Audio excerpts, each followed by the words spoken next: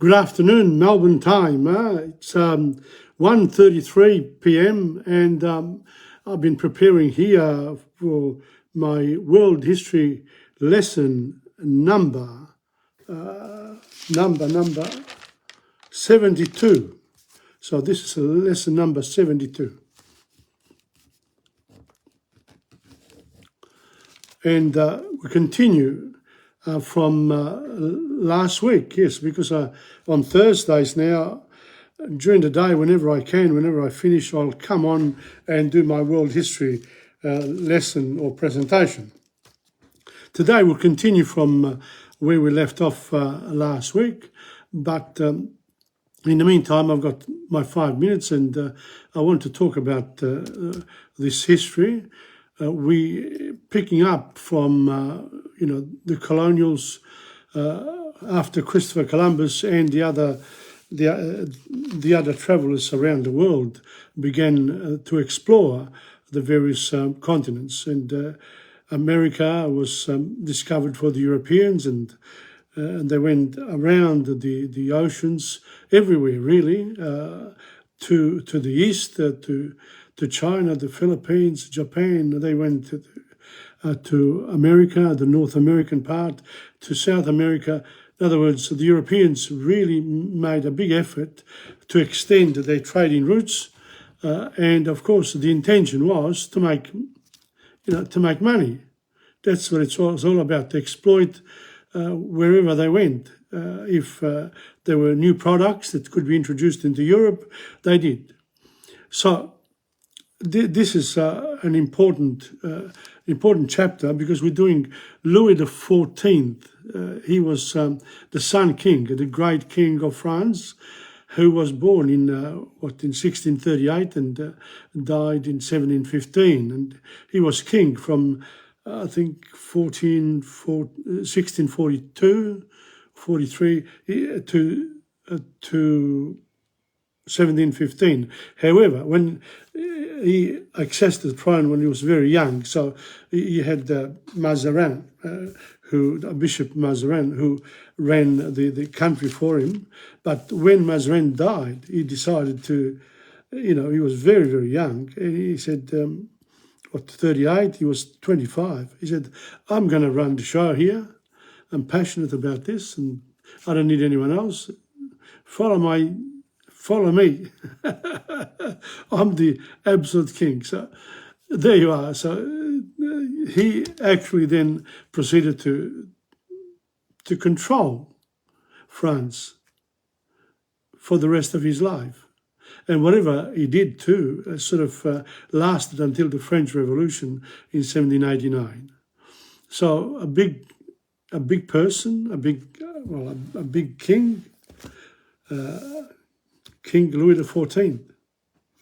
There aren't too many like him either. They haven't been in history. But he started off, loving what he did and helping out and doing great projects, etc. But once he was established, he became more and more the ruler, the absolute ruler. So Machiavelli was right. Power corrupts, absolute power corrupts absolutely.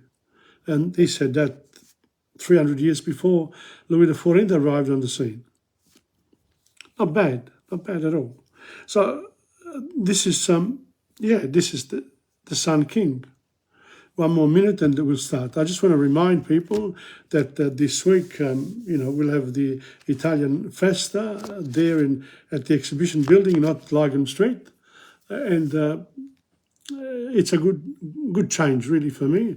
I think that's a good one that should be kept, maybe, for the future, because you've got coverage in case of the weather going bad, and there's a lot more space and no traffic. There's no disruption. It's all organised. Wonderful. Congratulations to the people who made the decision. And now it's 1:38, and I will start. Here we go. Last week I spoke about absolute government in France and the court of Versailles. We continue now with political absolutism.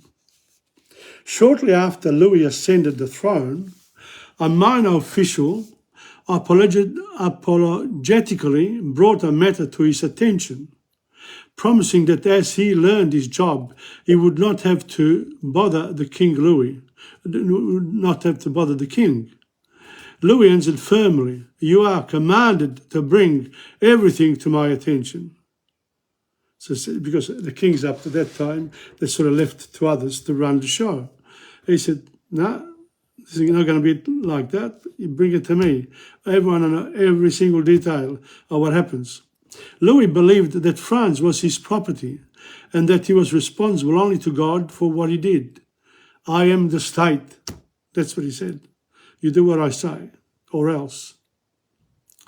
Bishop Bossuet drew up 4 arguments for Louis' position as absolute ruler. 1, he is sacred because he is anointed by priests at his coronation, and it is blasphemous to criticize him. You can't criticize someone who answers only to God. Louis is the image of God on earth, not to be considered a mere man. So through him, a bit like, the idea of the Pope. That's exactly the sort of intention and attention that the Pope receives, because he's the representative of God on earth. He's the father of his people, and like a good father, he will provide for them. And he did, for a while at least, until things went bad and he started spending too much money. And where was he going to get the money from?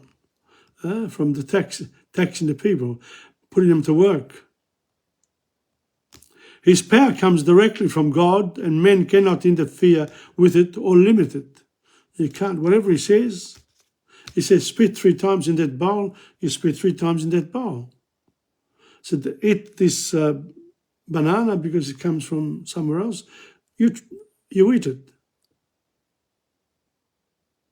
And, if you eat it with... if you don't know how to open up the banana and eat the insides, you have to eat the whole lot. A bit hard, that one. Okay. All power rested in the king. The ministers only executed his will. So the ministers did exactly what he said. Louis governed through 4 principal councils with which he met frequently. The Council of State handled the important matters of foreign relations, such as diplomacy, peace and war. And Louis XIV loved war. Even when they were in peace, he prepared for war. The Council of Dispatches handled most domestic affairs, its name coming from the fact that it acted on dispatches sent in from the provinces. The Council of Finance was in charge of taxes and spending. And the Privy Council was the highest court in the land, concerned with important cases involving the government or a question of principle or policy. So those were the 4 principles, the 4 meetings that the King Louis XIV, had very frequently. He wanted to know all the details, and they had to bring him the information. And they did.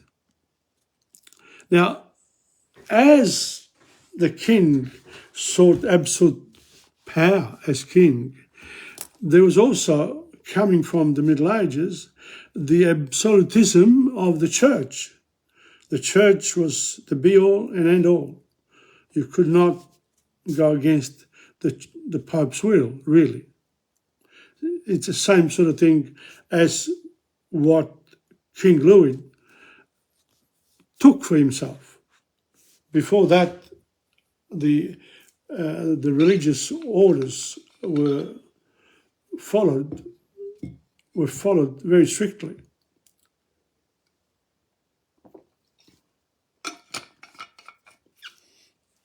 They had good systems of command. So, religious absolutism.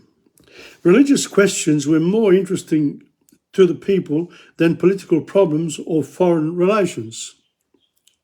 The French insisted that the French or Gallican, from Gaulois, Gallican church, had rights and privileges which the Pope could not violate.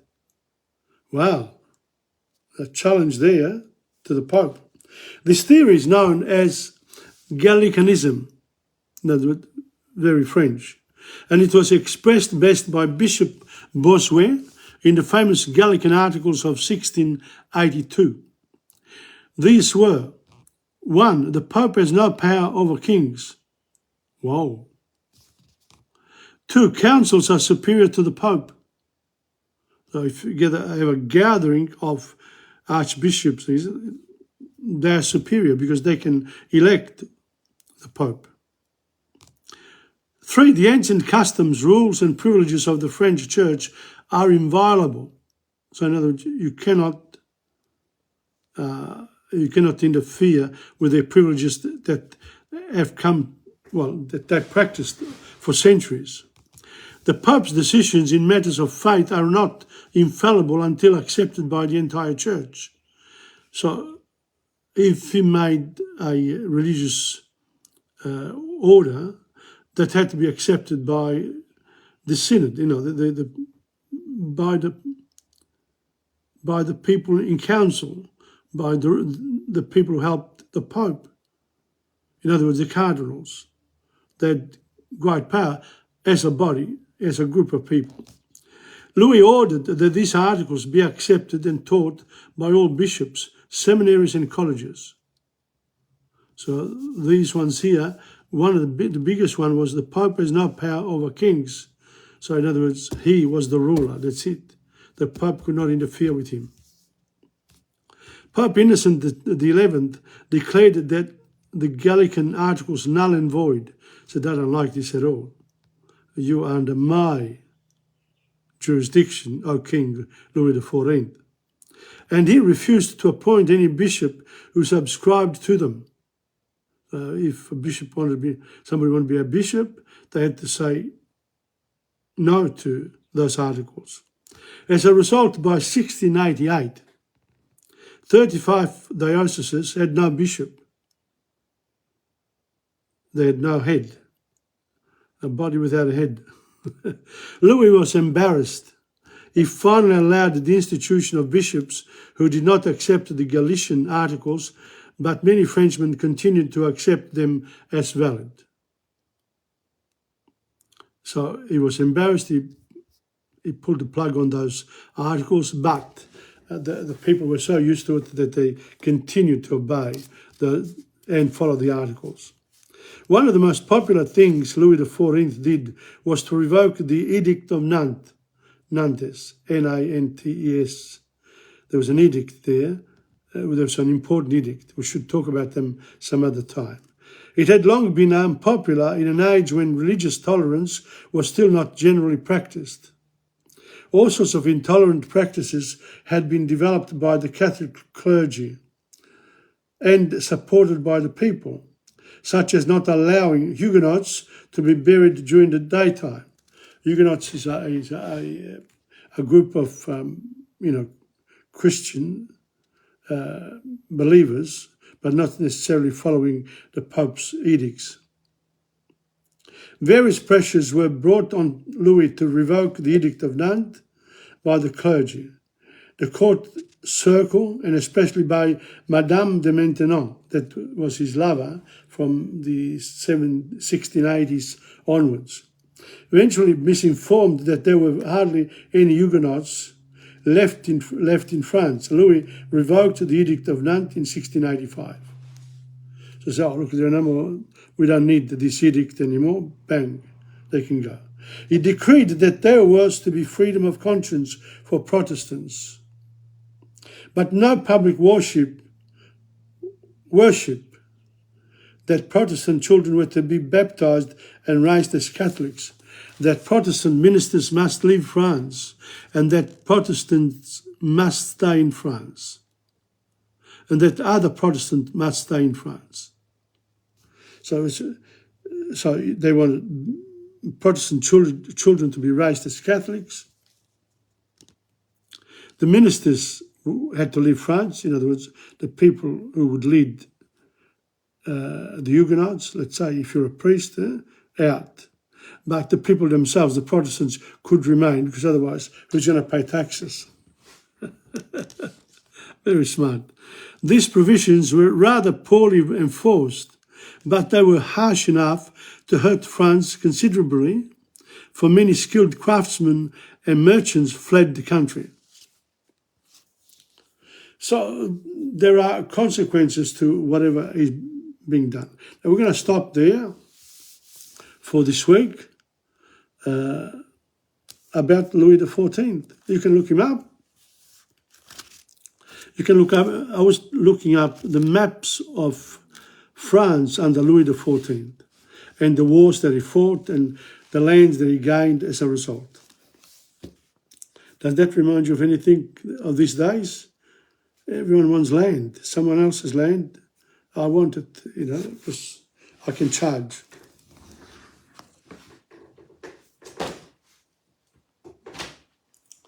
I can charge them as I please and raise more money for the state. There we are. Now we got to China. You remember last week we did the Yang family in the Song dynasty. You remember that? Now this time here we got Bao, the upright judge. They're little. You have to read up about the topic. You can't just sort of, just doesn't come to you. So history, it's a really big subject.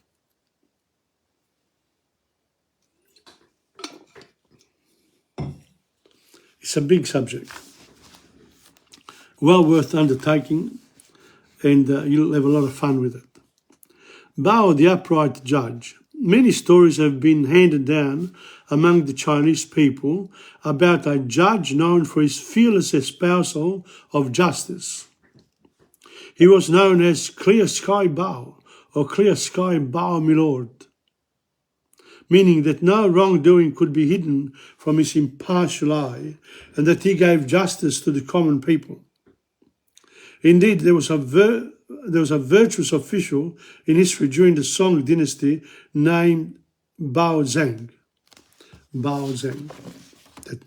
Bao Zhang was born in 999, just one year short of 1000 after the birth of Christ, to 1062. Now, don't forget, these books are written by people who follow the years as established by the followers of Caesar, Augustus, etc.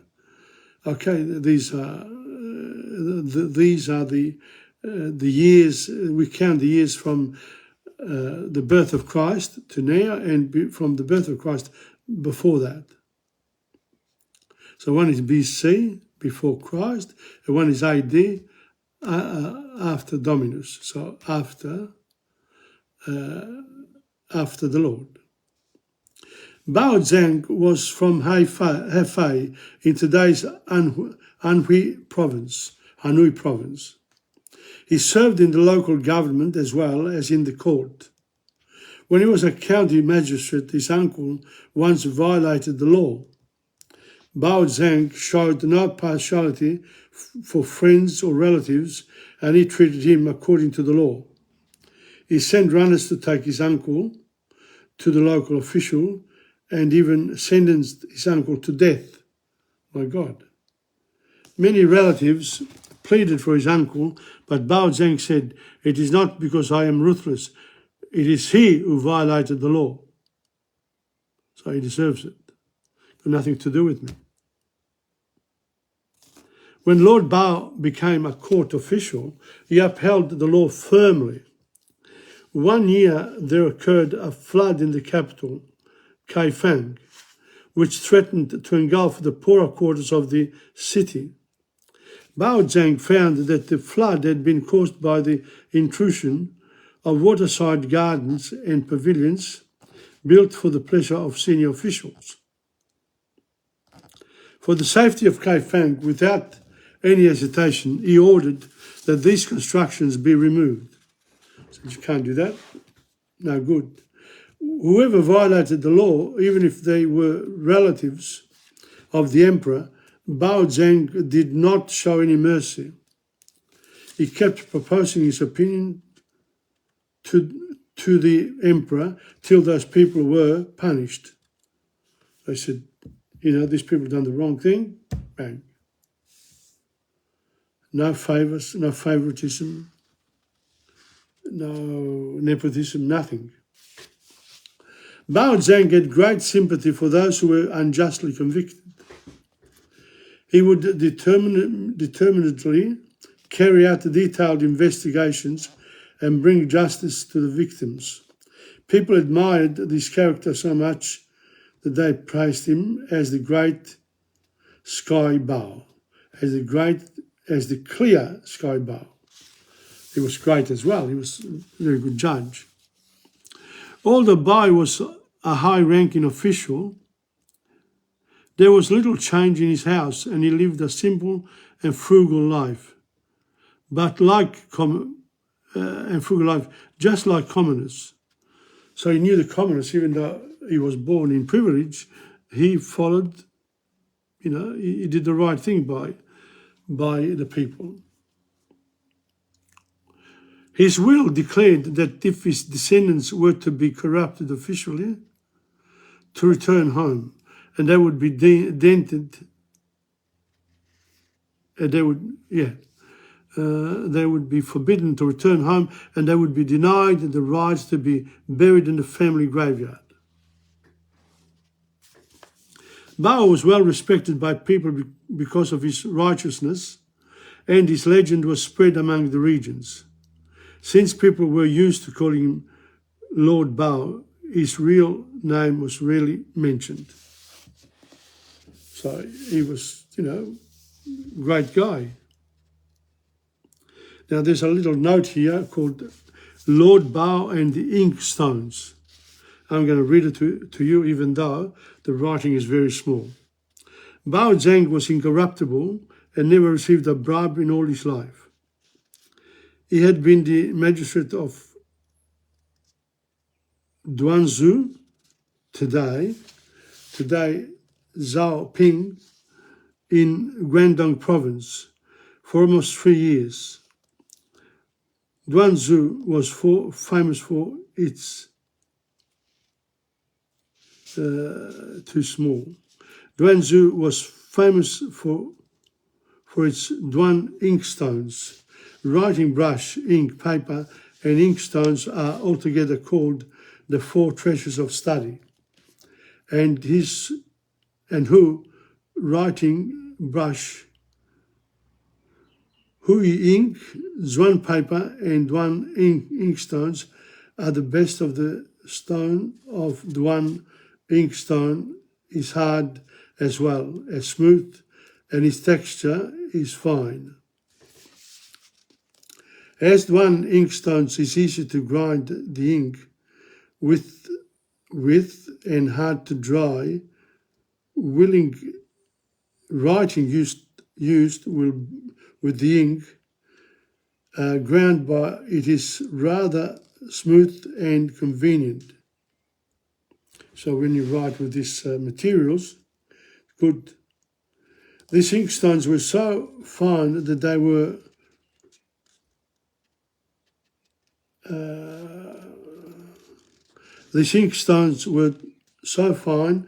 they were even presented as tribute to emperors since the Tang dynasty. Bao Zhang's predecessors had often extorted inkstones from the people and used them to bribe court officials, but when Bao Zhang governed, there he did not extort any Duan inkstones and refused to stoop to flattery. In fact, although he was a keen calligrapher himself, he did not take a single inkstone with him when he left Duanzhou. Sorry about that, but the writing is very small. Okay, well, that's it. you know, that's a good one. Bao Zhang. What a guy, yeah?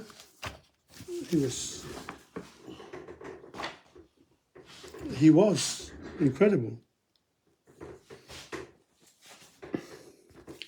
Now, here we go. We're going to go to Africa.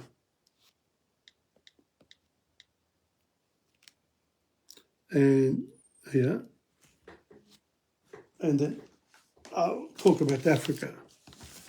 Okay, let me show you the map. Here we are. We did Somalia last week.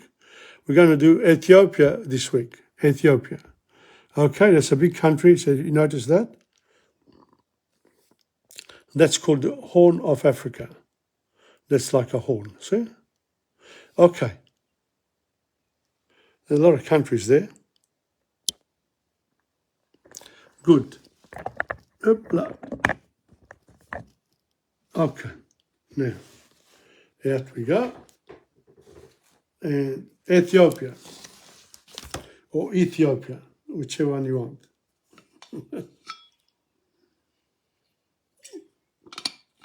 Now, because I'm getting the information from old books, the idea is to actually then look up Ethiopia in here and catch up. You've got to do a catch up. But this time here, I'm going to just read whatever, okay? Whatever there's in the book. Ethiopia, formerly Abyssinia. Oh, so formerly that used to be called Abyssinia. Social state in Northeast Africa, population 33 million. Oh, 33.5 million. So there you are.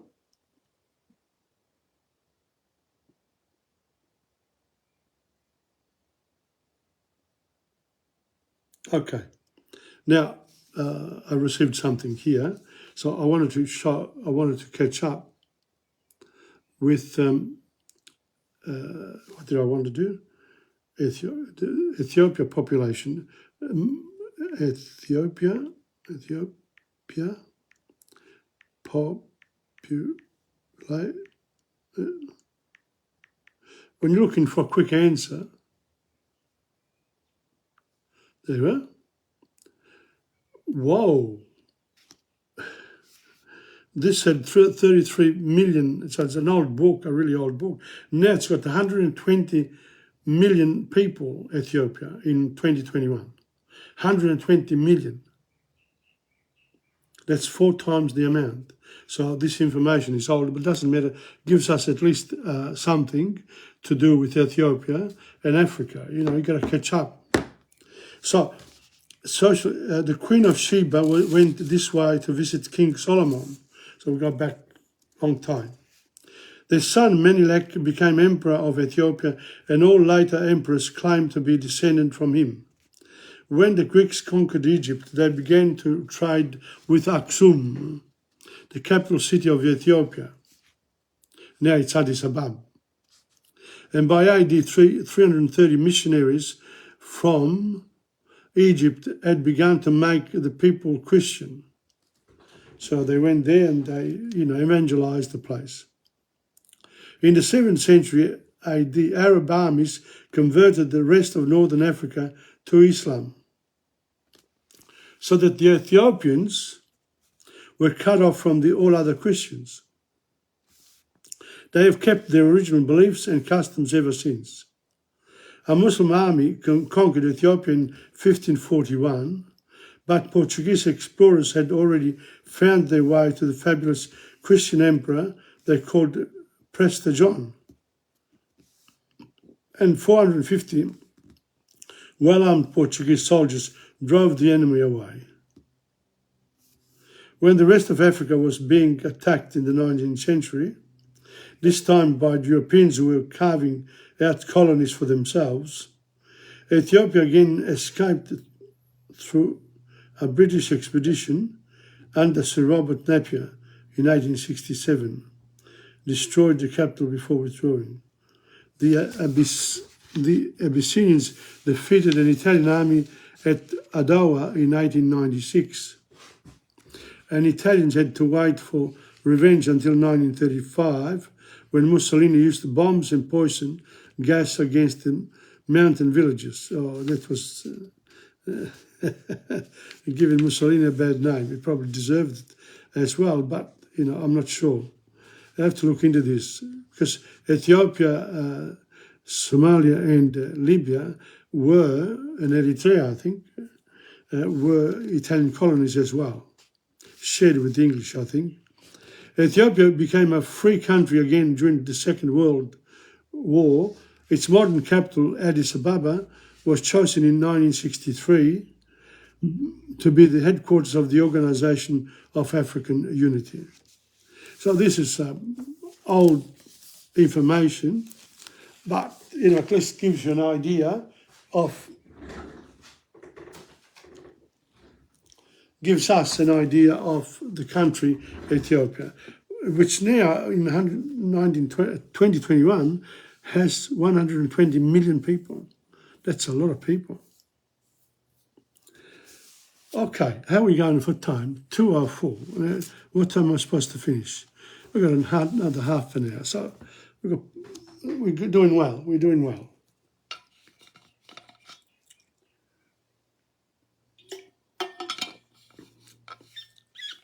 So today is the 23rd of November, 2023, and it's Thursday.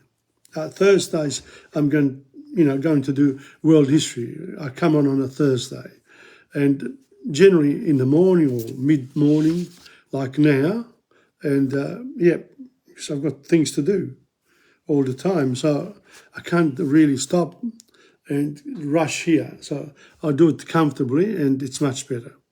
Okay, now we were talking about bark painting before the invasion. In other words, before 1788.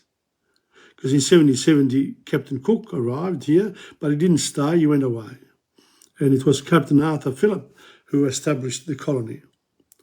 The first Europeans to actually remain here in Sydney Cove, the current city of Sydney. But the people who lived here had cultures of their own. They had land given, sort of particular lands belonged to particular groups of Aborigines, who had their own name. And generally the name of the land was the name of the people who lived in it. Okay, some of them practiced bark painting. So we're talking about bark painting last week. And now we're going to have a look at bark painting. The bark painters of Arnhem Land, right up north, used only 4 basic colours: red, yellow, black and white. Very occasionally a blue was used, and the basic colours mixed to make pink, orange or grey.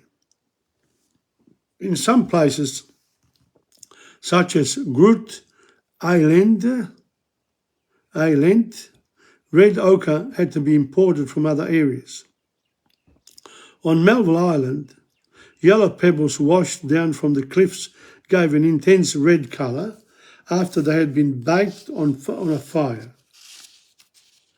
This turned the original yellow into red.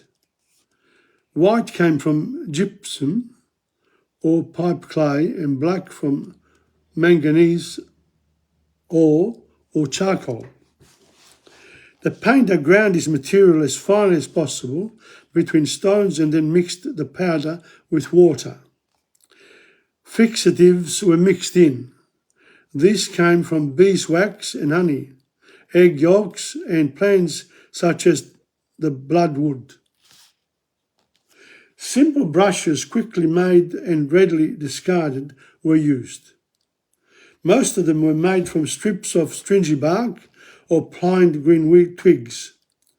The artist whittled the crust end to the size to be needed and chewed it to separate the fibres into bristles. They could be made as coarse or as fine, as wide or narrow as necessary. Some brushes were made from small bundles of human hair, feathers or leaf fibres bound together as one end. A comb cut from a flat piece of wood was used to speed up the process of covering the background with dots. About 12 centimetres long and 2 to 4 centimetres wide, it had 8 to 10 teeth cut about 1 centimetre into either end. It produced a near row of evenly spaced dots. Welcome to Fragmazaka. Yes, you know, somebody has to just come in because I don't announce when I'm on. Sorry about that, but that's how it is now. On Melville Island, combs were used to paint on some of the elaborate body decorations of the Tiwi people.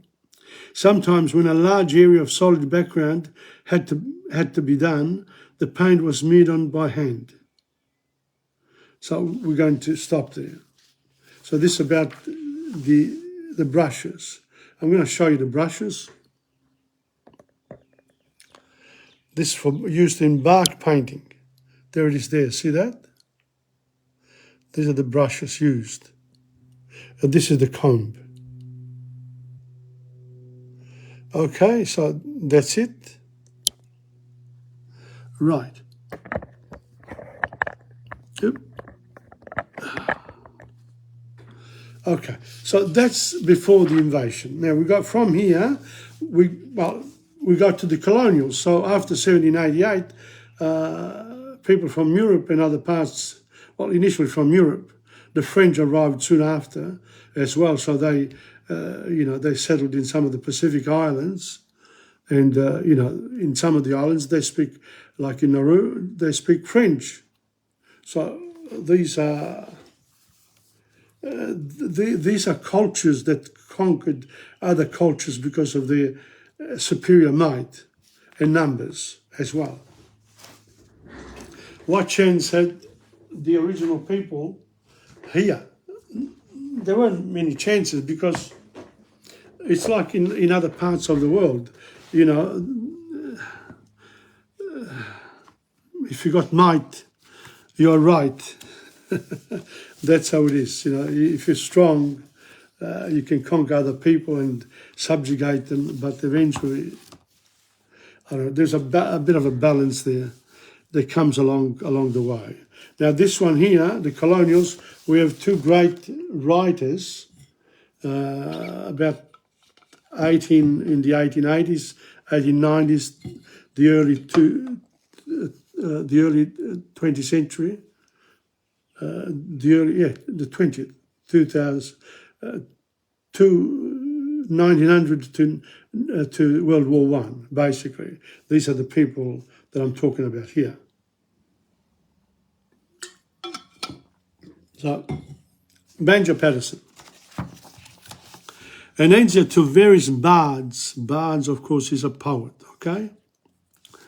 And because it's too long, I'm splitting it up in two, so I'll do one half this week and the other half next week.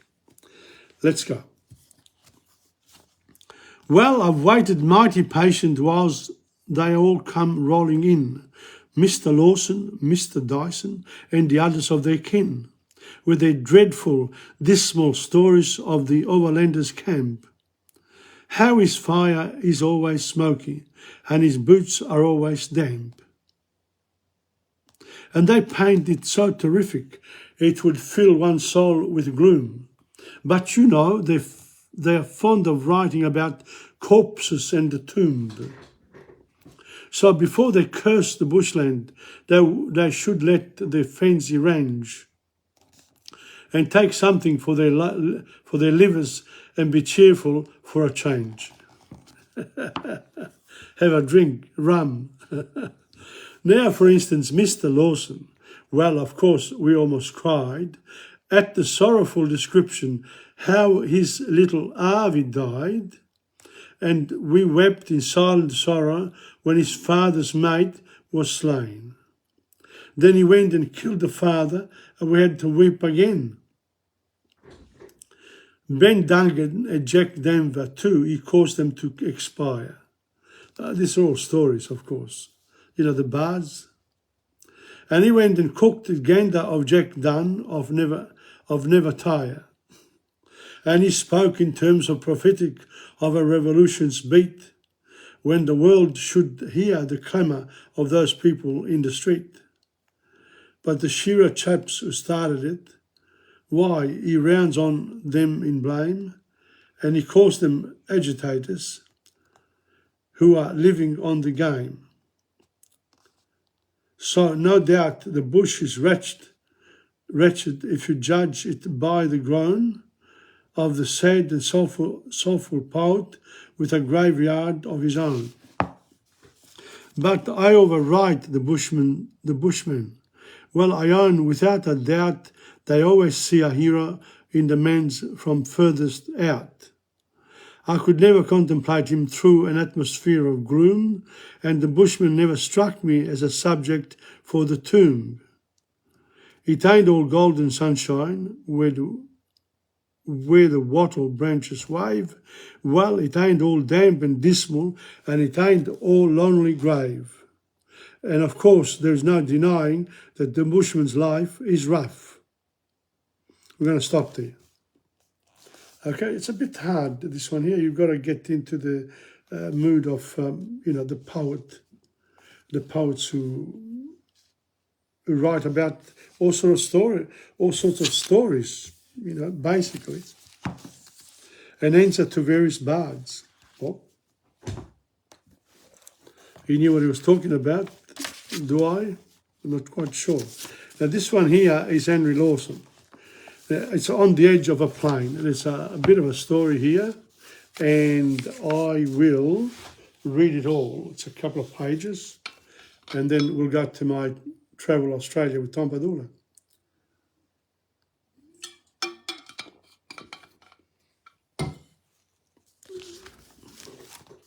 Notice in my other my other podcasts, I call them podcasts now, I use music as well. Here, not using music in the world history, it's literature.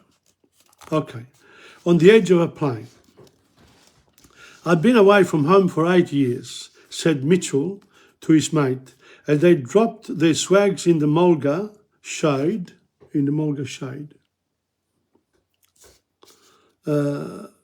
and sat down. I hadn't written a letter, kept putting it off, and a blundering fool of a fellow that got down the day before me told the old folks that he'd heard I was dead. So the word was out that he was dead, but he wasn't. Then he took a pull at his water bag. When I got home, they were all in mourning for me.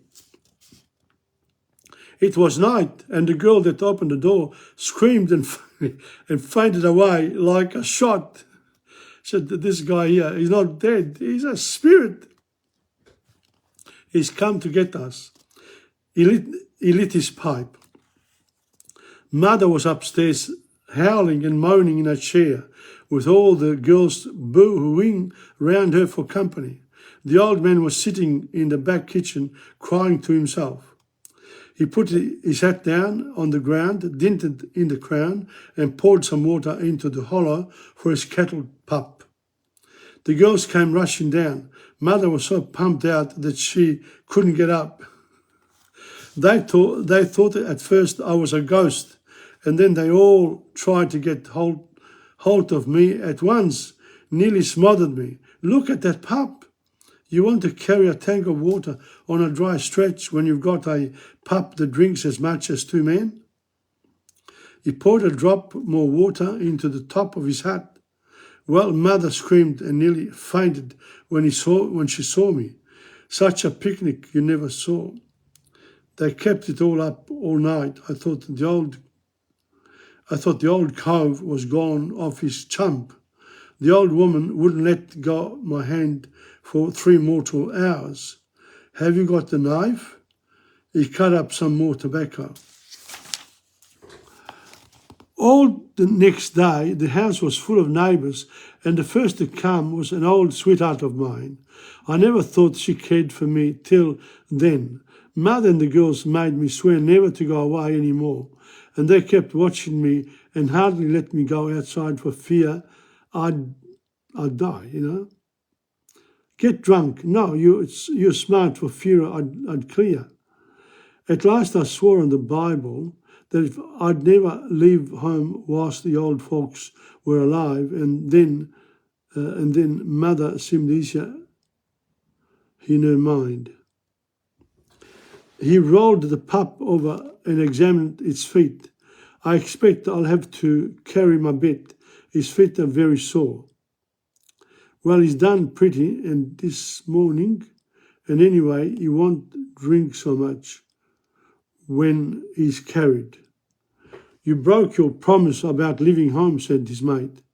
Mitchell stood up, stretched himself and looked dolefully from his heavy swag into the wide, hot, shadeless cotton bush plains. Plain ahead. Oh yes, he yawned. I stopped at home for a week and then they began to growl because I couldn't get any work to do. The mate guffawed and Mitchell grinned. They shouldered the swags with a pup on top of Mitchell's, took up their billies and water bags, turned their unshaven faces to the wide, hazy distance and left the timber behind them. So they went away. So this is on the edge of a plain. So because, you know, if you're on a plane and they, you know, you can get lost or somebody says, oh, well, the guy died. So the family was crying, crying their heart out. We lost him. They didn't. Anyway, now I'm going to do Travel Australia, but as usual, I have to pick up where I left off.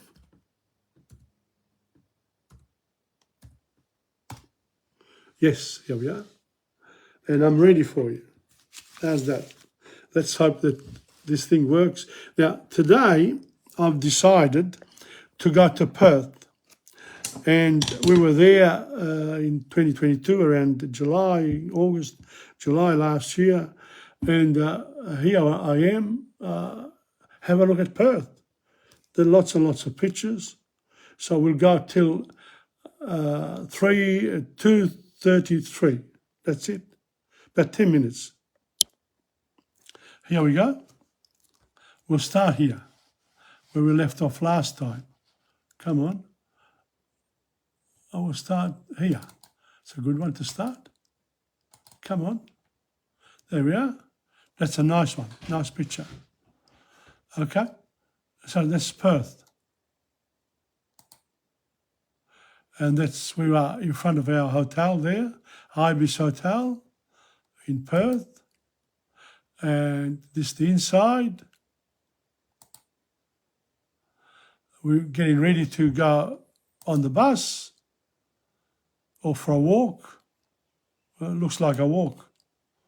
And these are some of the buildings of Perth. There you are. Look at that. That's, you know, beautiful. Modern and not so, and old, but done up. Okay. A bit of a, there we are. So if you haven't been to Perth, at least you see a few, you know, what it looks like. There we are.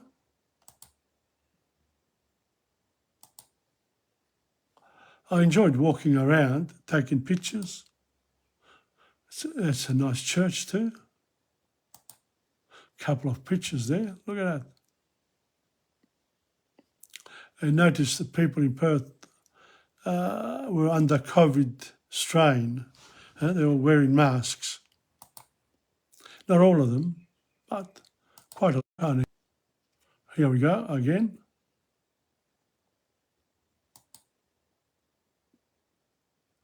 There you go. Look at that. Beautiful. Now that's a nice picture of a modern building.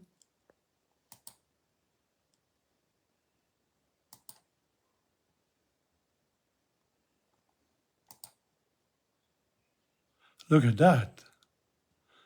It's a lovely picture. And then we've got the green spaces. I think we go to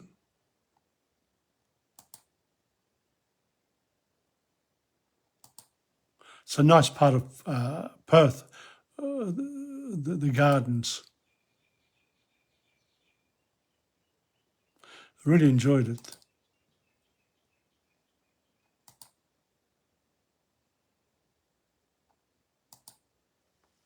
Now, what I'm doing lately, just for your information, I put some music behind it, but today I don't have it. So everything takes so much time in order to really bring the best to the audience that's eventually watches this.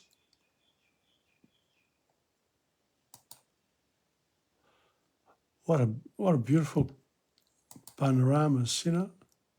Look at that.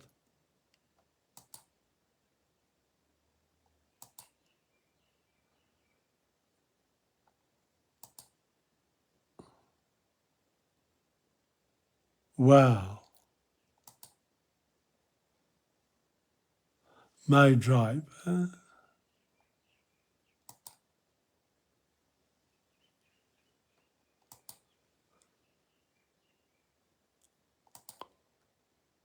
What I love doing when I go is to capture what I see, because I'm thinking of you. If you haven't been there, well, you want to see this, don't you? Get inspiration and then go to Perth.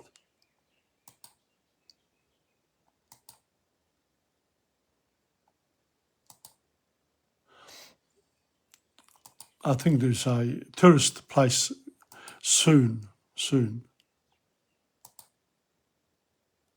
Ah, that's lovely.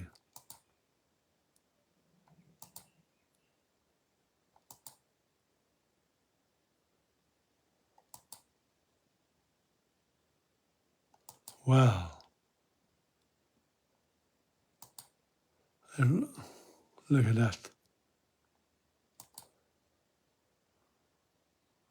The gardeners do a good job, though,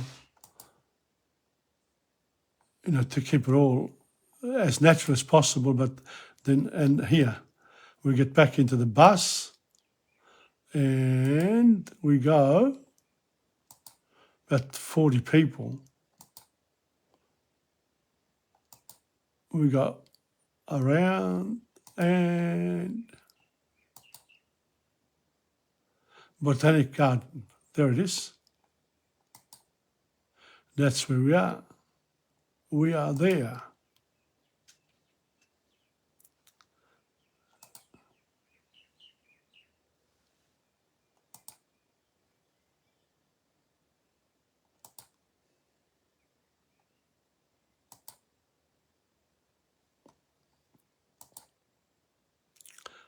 Beautiful trees, huh? Ghosts, like ghosts.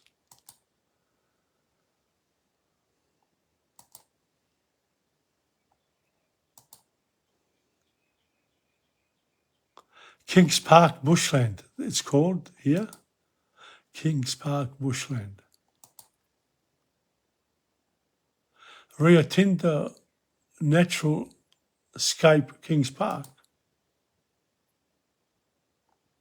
Another one of the Rio Tinto, so they must have paid for this development here.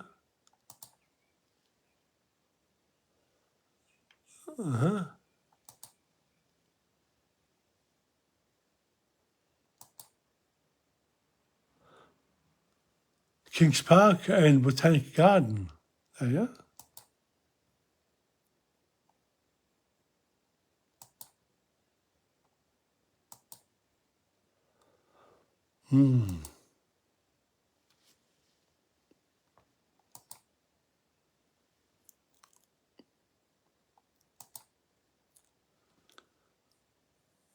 I'm not giving too many, you know, we just move along, no? That's how we do it.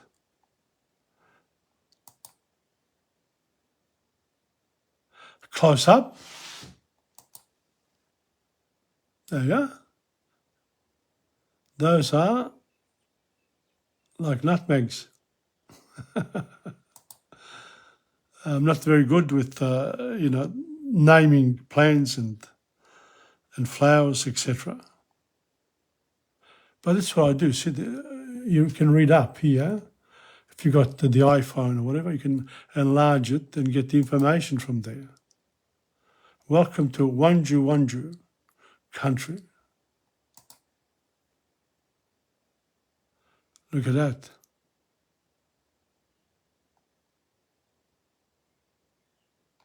Huh? Very intriguing.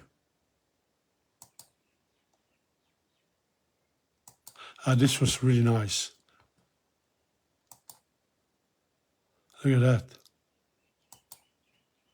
I think the Queen came, Queen Elizabeth, planted a tree here somewhere.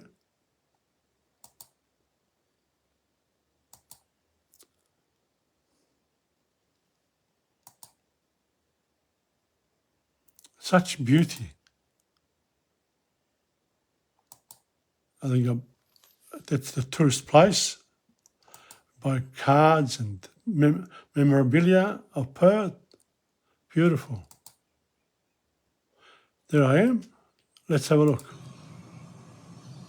It took us a while with the bus to come to this incredible gardens.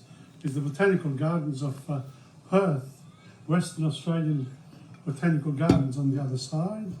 And we're just staying here for an hour and enjoying this beautiful site. Unbelievable. And it's a great day too. It's a bit cool, but fantastic. A bit of a difference from Broome. But here we are, enjoying it. There you are. And we got to the next one. There we are. Said my bit. Beautiful. I'm going to stop here somewhere. That's a nice one to stop. We're going to stop there, and next time we'll continue from here. Next Thursday, hopefully, I'll do lesson 73. Okay, so I just want to say goodbye. Just a reminder, thank you very much to Frank Matsaka for watching. Other people come on. Generally, I've noticed a big increase in the number of people who come on and listen. Be patient because, this is a one-to-one type of podcast. It's for your enjoyment as well. So you just have to get used to the way that I express myself. I like to go from different places in different ways. And let's not forget, it's world history. So in the end, though, you have to look after your own little patch of this wonderful planet of ours. But everyone has got to do that. And Perth shows us just what humans have been able to do. And, over just 150 years, look at the beauty, how much work has been put in. Amazing. Now, before all this development, it was Aboriginal land. Still is, but look at the changes. Now, if you are Indigenous and you look at all these changes, which one would you prefer? Of course, would you prefer to stay the way you were, or you want to progress alongside everyone else? But your original culture can be maintained, can be remembered. But unfortunately, we're all in the same boat here. Doesn't matter where we come from. We have to move along with the times. And that's what we're doing now. So I hope you've enjoyed this particular hour. And on this note, I want to finish off in thanking you for coming on eventually and listening to this particular podcast. This is Tom Padula from TomPadulaTV on YouTube and Insegna Booksellers. Also remind you that you can look me up on TomPadula.blogspot.com. Bye-bye. Ciao. We'll see you next week. Okay.